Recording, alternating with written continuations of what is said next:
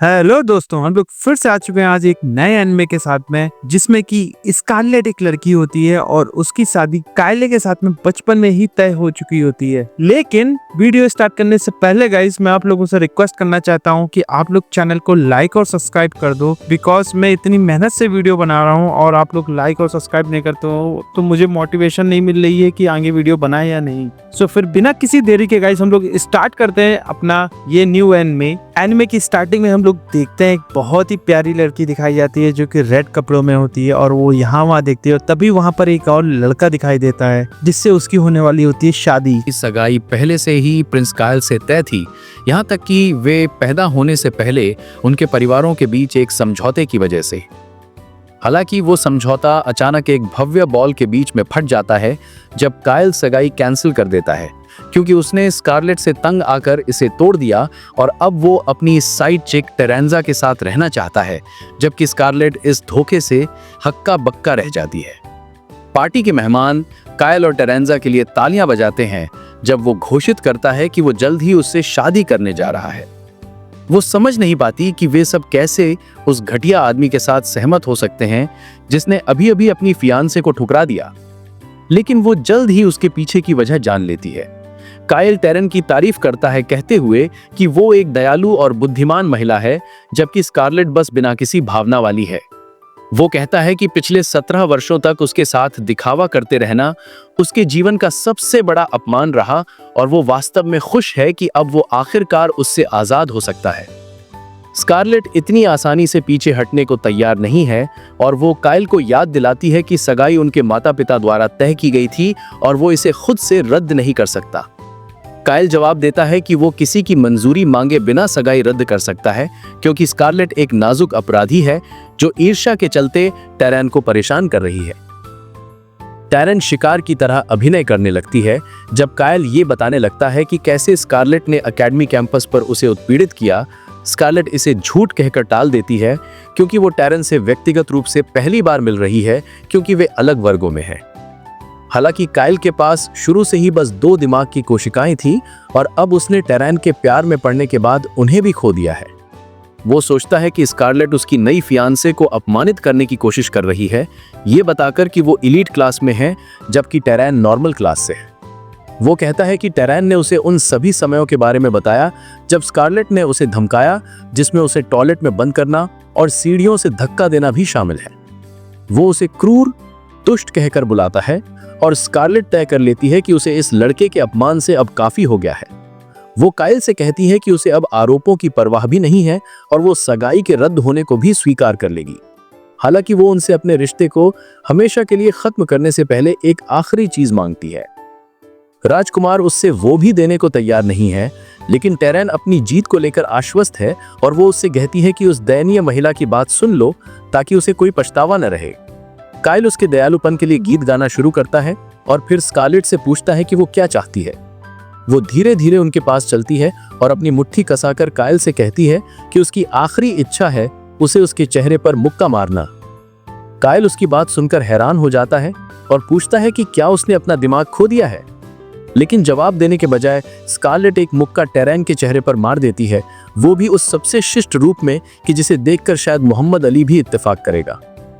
हालांकि इस एक मुक्के के पीछे एक लंबी कहानी है और अच्छा हो या बुरा, हमें उसका पूरा ब्यौरा सुनना पड़ेगा ताकि इसका नतीजा समझ आए।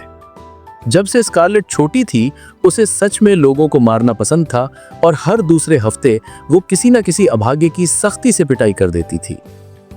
उसका भाई लियोनार्डो हमेशा उसकी विंसक प्रवृत्तियों पर उसे फटकारता था, लेकिन स्कारलेट उसे बताती थी कि वो ये सब बड़े भले काम के लिए कर रही है।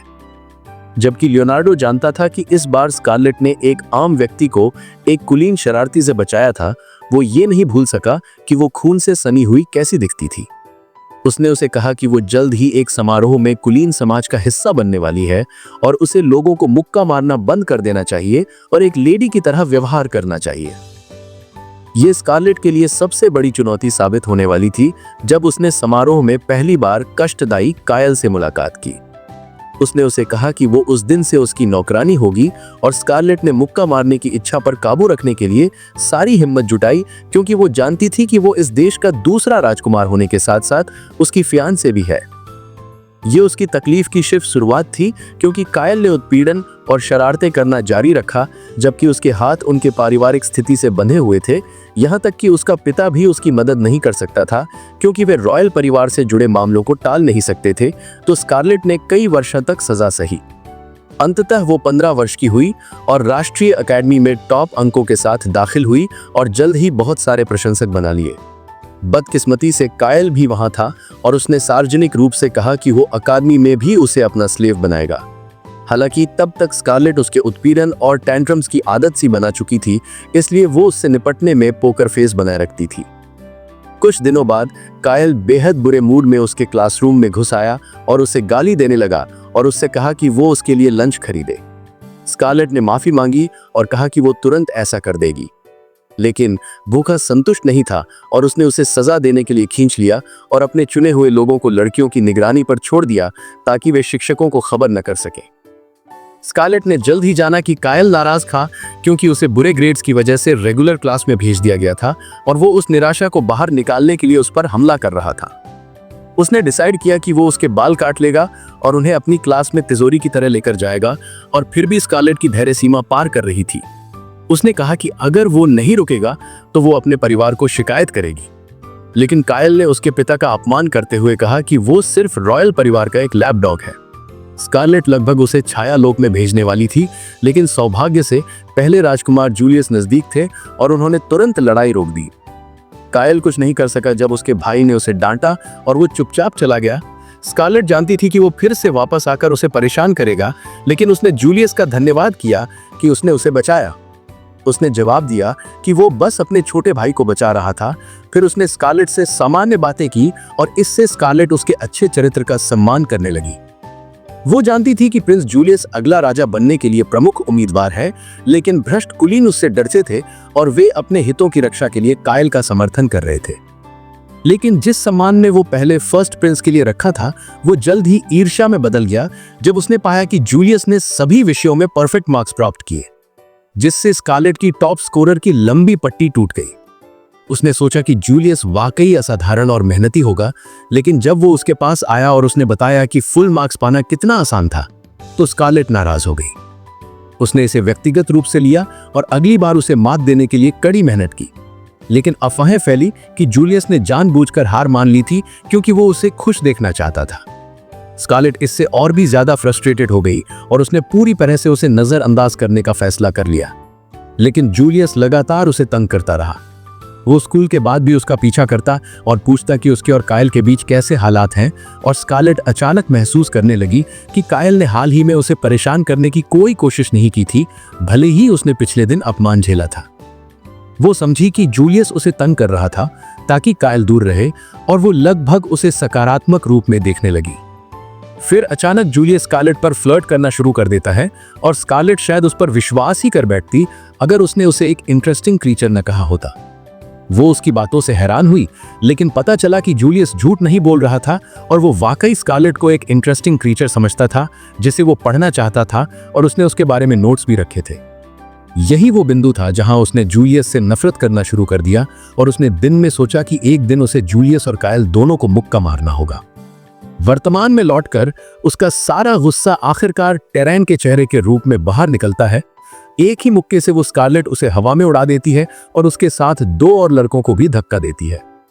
कायल पागल हो जाता है और पूछता है कि वो क्या कर रही है, और स्कारलेट ठंडे अंदाज में जवाब देती है कि वो उसके क्रूर व्याख्यान से परेशान थी और टेरैन को इसका भुगतान करना पड़ा। फिर वो चकित कुलीनों के भीड़ की तरफ बढ़ती है, पूरी तरह से जानते हुए कि उनमें से हर एक भ्रष्ट बथेरा है। वो उनसे गुस्सा है क्योंकि वे जश्न मना रहे थे जब कायल ने सगाई रद्द की, इसलिए उसने वे पंचिंग ग्लव्स पहन लिए जो वो हर समय आपातकाल के लिए अपने साथ रखती थी। कुलीन घबरा जाते हैं और गार्ड्स को बुलाते हैं, लेकिन स्कारलेट तुरंत अपनी जादुई शक्ति से उन्हें सुला देती है और फिर एक एक करके कुलीनों को मुक्कों से बेतुका कर देती है। कुलीन किसी से भी सुरक्षा की भीख मांगने लगते हैं, अपने स्लेव्स की पेशकश करते हैं, भले ही देश में स्लेव ट्रेडिंग गैरकानूनी हो। स्कारलेट महसूस करती है कि ये आदमी रिसाइक्लेबल कचरे के टुकड़े नहीं है, और अगर वो इन सब को बेहोश कर दे तो उसके भीतर कोई पछतावा नहीं होगा। तो वो अपनी स्पेशल टाइम मैजिक एक्टिवेट करती है ताकि उसकी गति बढ़े और वो अपनी ई-रेटेड फिस्ट्स के साथ अपनी तबाही शुरू कर देती है। जल्द ही सभी कुलीन जमीन पर गिर पड़े होते हैं।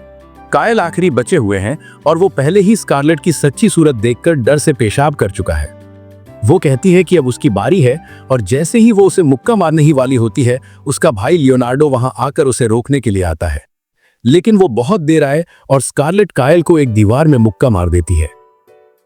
वो सच में तरोताजा महसूस कर रही थी, जबकि लियोनार्डो उन कुलीनों को जमीन पर बिखरे देखकर सन्न रह जाता है। जूलियस को ये सब बहुत मनोरंजक लगता है। स्कारलेट लगभग उसे भी उसके चेहरे पर थप्पड़ मारने का मन बनाती है, लेकिन वो अभी इतना आगे नहीं जाना चाहती। वो जूलियस और लियोनार्डो के पास जाकर उनका अभिवादन करती है और वे उससे पूछते हैं कि उसकी हिंसक तूफानी हरकत के पीछे कारण क्या था। पहले स्कारलेट चैट जीपीटी की तरह बात करती है, कहती है कि उन्होंने अनकहे अपराध किए और फिर खुद को सही ठहराना शुरू कर दिया, इसलिए उसने उन्हें वहीं सजा दी। लेकिन जब जूलियस उससे विस्तार से विवरण देने के लिए कहता है तो वो जवाब देती है कि उन्होंने उसे गुस्सा दिलाया, इसलिए उसने उन्हें बेहोश कर दिया। लियोनार्डो ये सुनकर छोटी सी दिल की धड़कन यानी मिनी हार्ट अटैक हो जाती है, लेकिन जूलियस हंसने लगता है, कहते हुए कि काश किसी ने कैमरे का आविष्कार पहले कर दिया होता, क्योंकि वो सच में देखना चाहता था कि स्कारलेट ने सभी कुलीनों को कैसे पिटाया। वो कहता है कि उसे यहाँ आने तक उसे अपने स्लग फिस्ट की शुरुआत नहीं करनी चाहिए थी, लेकिन स्कारलेट कहती है कि ये एक अनुचित अनुरोध है। इसी बीच उसका भाई परिणामों के बारे में सोचते हुए नियंत्रण खोने लगता है, पर जूलियस उसे आश्वस्त करता है कि वो यहाँ सारी बातों का ध्यान रखेगा। अचानक स्कारलेट चक्कर महसूस करने लगती है और जमीन पर गिर पड़ती है और जूलियस उसके सिर को पकड़ लेता है ठीक उसके जमीन पर गिरने से पहले। स्कारलेट 3 दिन बाद अपने कानों में घंटियों की आवाज सुनकर जागती है। जैसे ही वो धीरे धीरे होश में आती है, उसे एहसास होता है कि उसने क्रेनोआ द गॉड ऑफ टाइम द्वारा उसे दी गई शक्ति का बहुत अधिक उपयोग किया था। हालांकि जिस क्षण वो अपनी आंखें खोलती है, उसे अपने ऊपर एक नौकरानी दिखती है जो उसके ऊपर खड़ी है और चाकू दिखा रही है। स्कारलेट शांत होकर नौकरानी से पूछती है कि वो कौन है, लेकिन नौकरानी उसे चिल्लाकर मार डालने की कोशिश करती है और उसे छुरा मारने की कोशिश करती है। हालांकि वो स्कारलेट की प्रतिक्रिया गति को हरा नहीं पाती और तुरंत दीवार में घुसकर पाई जाती है, क्योंकि स्कारलेट उसे पंच कर देती है। एक तेज आवाज सुनकर लियोनार्डो अपने बहन के कमरे की ओर भागता है और वो चकित हो जाता है ये देखकर कि उसने होश में आने के बाद सबसे पहले किसी को मुक्का मारा है। खैर, वो उससे बताता है कि वो उसके बारे में कितना चिंतित था। तभी जूलियस कमरे में प्रवेश करता है जब स्कारलेट थोड़ी ताज़ा हो चुकी होती है। जूलियस उसे सूचित करता है कि उनके परिवारों की अनुमति से काइल के साथ उसकी सगाई आधिकारिक रूप से रद्द कर दी गई है। काइल को स्लेव ट्रेडिंग में सम्मिलित कुलीनों की शरण देने के कारण रॉयल परिवार की विरासत से बाहर कर दिया गया है और पार्टी में मौजूद सभी कुलीनों को भी गिरफ्तार कर लिया गया है। स्कारलेट ये सुनकर प्रसन्न होती है और जूलियस से पूछती है कि क्या उसे भी सजा दी जाएगी। वो बताता है कि वो रॉयल परिवार के लिए इतनी महत्वपूर्ण है कि उसे सजा नहीं दी जाएगी, लेकिन जब तक ये मामला शांत नहीं हो जाता, उसे एक ऐसे व्यक्ति को ढूंढने में कठिनाई होगी जो उससे शादी करने को तैयार हो। हालांकि उसके पास उसके लिए अच्छी खबर भी है। जूलियस बताता है कि उसकी हालिया हरकत पूरे राज्य में एक प्रसिद्ध कहानी बन चुकी है और लोग उसके बारे में बात कर रहे हैं जैसे वो बैटमैन हो। वे उसे ब्लड स्टेन लेडी कहते हैं, जिसने सिर्फ अपनी मुट्ठियों से दुष्ट कुलीनों के झुंडों को जेल भेज दिया और वो उनके लिए एक नायिका जैसी बन चुकी है। लियो अपनी बहन के लिए एक और भयानक उपनाम सुनकर दुखी हो जाता है, लेकिन जूलियस उसे बताता है कि पहले और भी महत्वपूर्ण चीजें हैं जिन्हें उन्हें निपटाना है। जिन कुलीनों को गिरफ्तार किया गया है उनमें कई प्रमुख नाम शामिल हैं जो सरकारी कार्यालयों में पद रखते हैं, लेकिन उनकी सबसे बड़ी चुनौती प्रधानमंत्री है, जो काइल के गिरोह का सबसे बड़ा समर्थक रहा है। जूलियस कहता है कि राजा ने भी काइल के गिरोह में करप्शन का संदेह किया था, इसलिए उसने इसे जांचने के लिए CIO2 नामक एक संगठन बनाया था और लियो वर्तमान में इसका प्रमुख है। वो फिर उनके एक एजेंट को बुलाता है जो काइल के गिरोह में घुसने वाले और मूल्यवान जानकारी लाने वाले पहले व्यक्ति थे। वो एजेंट निकलता है सिगार्ड, जो काइल का एक लैकी था, और वो तुरंत स्कारलेट से माफी मांगता है कि उसने अब तक उसके साथ बुरा व्यवहार किया है।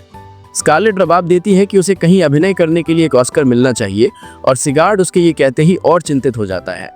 वो अपने एलिनॉर्ड की शेल की लॉन्च करती है और जल्द ही उसे पटक देती है।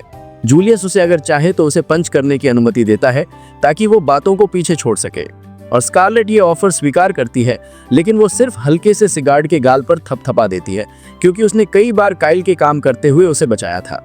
उसके बाद वो विदा लेती है, ये महसूस करते हुए कि अब वो काइल से बंधी नहीं है, तो वो अंततः जो चाहती है वो कर सकती है। पहली चीज उसकी सूची में वो नौकरानी की पूछताछ करना है जिसने उसकी हत्या की कोशिश की थी। सुबह स्कारलेट उस गोदाम पर जाती है जहां नौकरानी ननाका को बंद किया गया है, लेकिन वो पाती है कि नौकरानी ने अपने कपड़े फेंक दिए हैं। अचानक एक जंगली बिल्ली उस पर हमला कर देती है, लेकिन स्कारलेट उसे पटक देती है और पहचानती है कि वो नौकरानी असल में एक शेप शिफ्टिंग बीस्ट फोक थी। वो ननाका से कहती है कि मानव रूप में वापस आ जाए ताकि वे बात कर सकें, और पता चलता है कि वो नौकरानी असल में एक लड़का था। वो किसी भी कीमत पर स्कारलेट को मारने के लिए दृढ़ संकल्पित रहता है और वो समझ जाती है कि ये उसके सीने पर लगे स्लेव क्रेस्ट की वजह से है, जो उसे किसी भी मास्टर के आदेश मानने पर मजबूर करता है। वो ननाका से पूछती है कि क्या वो उसे उसके मास्टर के बारे में सब कुछ बताने को तैयार होगा अगर वो उसे मुक्त कर दे, और वो कहता है कि वो तैयार होगा, और स्कारलेट इसे हाँ समझकर तुरंत उसे जमीन पर दबा देती है और अपनी शक्तियों का उपयोग करके उसके स्लेव क्रेस्ट पर समय उलट देती है। इस दुनिया में सभी मनुष्य किसी न किसी देवता के वरदान पाकर जन्म लेते हैं, लेकिन अधिकतर लोग ये कभी नहीं पहचान पाते कि किस देवता ने उन्हें आशीर्वाद दिया है। जो लोग पहचान लेते हैं वे देवता द्वारा प्रदान की गई शक्तियों का उपयोग कर सकते हैं, और स्कारलेट को क्रेनोवा द गॉड ऑफ टाइम ने आशीर्वाद दिया है, जो कारण है कि राज परिवार उसे बहुत मूल्यवान मानता है। वे क्रेनोवा की शक्तियों का उपयोग करके ननाका के शरीर को उस स्थिति में बहाल कर देती है जो उस पर स्लेव बनने से पहले थी, लेकिन इससे वो थक जाती है। वैसे भी ये टिंक अपने वादे पर कायम रहता है और स्कारलेट को बताता है कि उसे यहाँ भेजने वाला व्यक्ति प्रधानमंत्री गॉडविन थे। गॉडविन का बेटा पार्टी में स्कारलेट के पीड़ितों में से एक था और उसने ननाका को उसे मारने का आदेश दिया था, पर वो उससे बहुत पहले यहाँ भेजा गया था ताकि वो उसके परिवार पर जासूसी कर सके। ननाका बताता है कि गॉडविन एक चालाक आदमी है जो सभी कुलीन परिवारों में जासूस भेजता है ताकि उनके रहस्य जाने और फिर उन्हें ब्लैकमेल करके स्लेव डील में शामिल कर ले ताकि वे और भी गहरे उसके जाल में फंस जाएं। ठीक है, अब स्कारलेट को बहुत हो गया। वो गॉडविन के घर जाकर उसकी धुनाई करने को तैयार हो जाती है। ननाका उसे रोकता है क्योंकि गॉडविन हमेशा रक्षकों से घिरा रहता है, पर ये स्कारलेट को नहीं रोकेगा। तब ये क्रॉसिंग सर्वेंट उसे बताता है कि उसे गॉडविन को हराने का बेहतर मौका तब मिलेगा जब वो एक हफ्ते में होने वाली स्लेव ऑक्शन में भाग लेने आएगा। उसने अभी तक ऑक्शन का स्थान नहीं जाना है, पर वो स्कारलेट से वादा करता है कि वो उसे ट्रेडर से संपर्क करवा देगा, क्योंकि वो उस कमीने से बदला लेने के लिए कुछ भी करने को तैयार है। स्कारलेट खुशी से उसकी मदद स्वीकार करती है और उसे साथ ले लेती है, ये अनजाने में कि जूलियस ने उसकी पूरी योजना सुन ली है। कुछ दिनों बाद स्कारलेट और ननाका स्लम्स में स्लेव ट्रेडर को ढूंढने जाते हैं और वो उस माइथिल के टुकड़े के बारे में बताती है जो उसने एक बच्चे से एक गोल्ड कॉइन में खरीदा था। ननाका बताता है कि वो ठगी गई थी, पर स्कारलेट उस पर विश्वास नहीं करती। फिर वो जूलियस की ओर मुड़ती है जो बिना बुलाए उनके साथ आ गया था। पहले वो कहता है कि वो अपने लोगों के बारे में और जानना चाहता है क्योंकि इससे वो एक बेहतर राजा बनना चाहेगा, लेकिन जब स्कारलेट उसे दबाव डालती है तो वो स्वीकार करता है कि उसने उनकी बातचीत सुनी थी और उसे एहसास हुआ कि वो इस मजेदार मौके को नहीं चूक सकता जहां कुछ लोगों को बेतहाशा पीटा जाना देखने को मिलेगा। तभी कुछ गुंडे आ जाते हैं और स्कारलेट उत्साहित हो जाती है कि उसे किसी को पीटने को मिला, लेकिन ननाका उसे कहता है कि अपनी लड़ाई करने की प्रवृत्तियों को काबू में रखे क्योंकि वो बात समझकर उनका हल निकाल सकता है। वो गुंडों के पास जाता है और उन्हें पेशकश करता है कि अगर वो उन्हें ट्रेडर जंग तक ले जाए तो वो उन्हें भुगतान करेगा, लेकिन वे कमजोर दिखने वाले लोगों के साथ व्यापार करने से इनकार कर देते हैं। वे बताते हैं कि एक बच्चे ने उन्हें बताया था कि एक बेवकूफ अमीर औरत ने उससे एक रॉक एक गोल्ड कॉइन में खरीदा था और वे इसका फायदा उठाने का निर्णय लेते हैं। उन्होंने रास्ते में उस लड़के को भी पीटा और उसका गोल्ड कॉइन छीन लिया ताकि दिखा सके कि ताकतवर कमजोर पर दमन करते हैं। ये सुनकर स्कारलेट गुस्सा हो जाती है और वो तय कर लेती है कि इन लोगों को पीटना जरूरी है और वो अपनी शक्ति बढ़ाकर अपनी गति तेज कर लेती है। वो जल्द ही 3 गुंडों को बेहोश कर देती है और फिर बाकी दोनों पर ऑरा फार्म कर देती है जो समझ जाते हैं कि वे कुख्यात हिंसक कुलीन महिला के साथ काम कर रहे हैं। खैर, स्कारलेट आई पैच वाले आदमी को नीचे पटक देती है और फिर आखिरी बचे हुए डाकू की तरफ मुड़ती है जिसने कहा था कि ताकतवर कमजोरों पर दमन करते हैं। वो कहती है कि उसके तर्क से वो उसके साथ कुछ भी कर सकती है और वो दया मांगने लगता है, वादा करता है कि वो बच्चे को पैसा लौटा देगा। स्कारलेट कहती है कि वो उसे पीटने के बाद कर सकता है, पर डाकू मूर्खता से स्लेव ट्रेडर का स्थान सौदाबाजी चिप के रूप में यूज कर देता है। हालांकि वो तुरंत उस स्थान का खुलासा कर देता है और स्कारलेट उसका धन्यवाद करती है पहले कि उसे बेहोश कर दे। वो फिर जूलियस की ओर लौटती है जो उसके लिए ताली बजा रहा होता है और पूछती है कि वो लड़ते समय क्या कर रहा था। वो उससे पूछता है कि क्या उसे हस्तक्षेप कर लेना चाहिए और स्कारलेट तुरंत इनकार कर देती है। इसके बाद जूलियस खुद ही स्लेव ट्रेडर जंक से बात करने का निर्णय लेता है, ये डरते हुए कि वो ननाका की पहचान कर ले या स्कारलेट उससे पहले ही उसे पिटाकर बेहोश कर दे। वो कुछ ही मिनटों में ब्लफ और धमकी देकर ऐसा कर लेता है और अगले स्लेव ऑक्शन का स्थान ढूंढ लेता है। वापसी पर स्कारलेट जूलियस को एक संभावित कॉन मैन कहती है और वो जवाब देता है कि ये अभी भी एक हिंसक पागल बने रहने से बेहतर है। ननाका सोचता है कि क्या ये वही एनिमीज टू लवर स्टाइल है जिसके बारे में उसने इतना सुना है। लेकिन फिर अचानक स्कारलेट और जूलियस एक ही पेज पर आ जाते हैं जब वे उससे ऑक्शन में घुसने के विचार